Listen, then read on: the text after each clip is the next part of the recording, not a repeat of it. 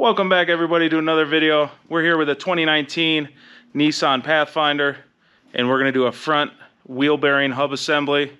On the driver's side, the steps will be the same on both sides. So like, comment, subscribe and all that. Help me out with the algorithm, and let's get into it.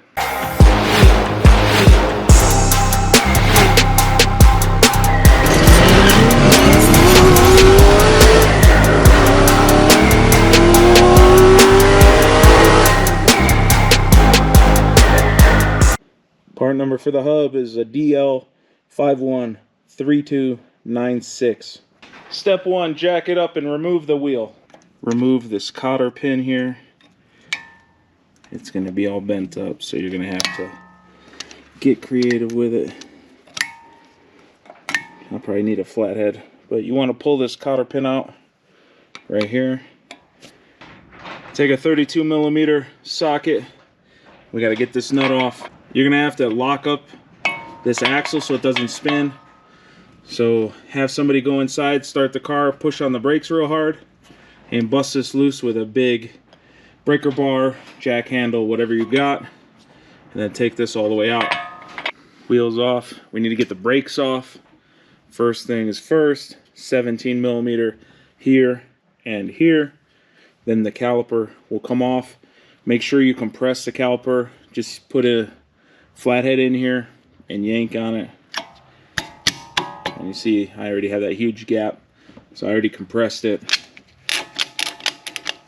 And then get a set of zip ties or baling wire, and you're going to go through this hole and tie it up so it's like right here, out of the way. Here's a caliper hung up, out of the way, no tension on this because you don't want to break it. Once you get the pads out, now we need to get this bracket out.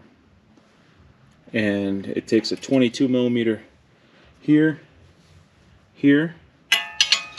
You want to do that, and that holds this bracket in. After the bracket's removed, take off the rotor. You might have to get a little bit gentle with it. Use a rubber mallet.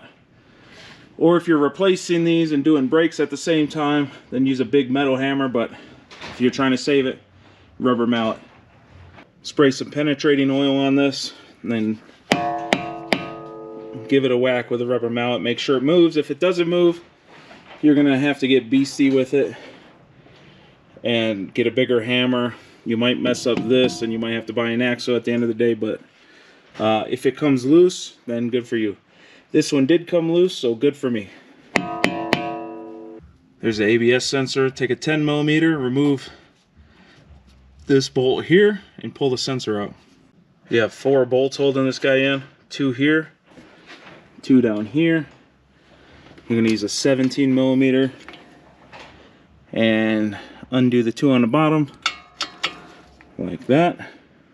You can get to all 4 bolts with one of these wobbly 17s and an extension. Now you're going to take your big old hammer and you're going to smack this until it comes loose. Just go around here and just smack the heck out of it. It'll break loose from here.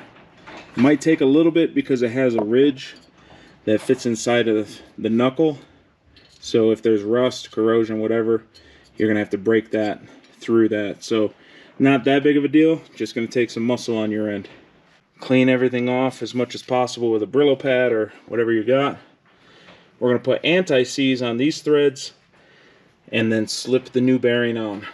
Make sure that these bolt holes line up, but you also want this ABS sensor hole to be lined up with this hole. So when you put this on,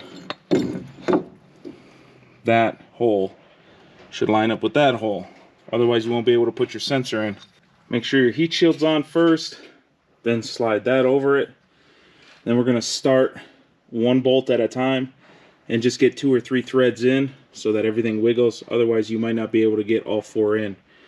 Put these 4 bolts in, torque them down nice and tight again.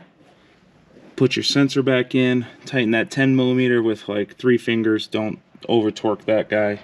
Tighten this center one back down, and we have to put the rest of the brakes and everything together before we can torque this one. Put the caliper bracket on, the caliper back on the way you had it. Make sure the brake pads are in there. Put lug nuts on here to hold this nice and straight. At this point, we have to torque this down, put the safety nut in the cotter pin. So we're gonna start the car, pump the brakes, get this all nice and tight. Then the person's gonna mash on the brakes super hard while I tighten this. And then after that, we'll just put the little nut cover with the cotter pin. Make sure that this is lined up. See how that's blocking the hole? And that one's good. Take your brand new cotter pin. We're going to slide it through like so. And then we're going to bend it over. So you pull it all the way like that. I'm going to bend one up, one down. Once it looks like this, you're all done. Put your wheel back on.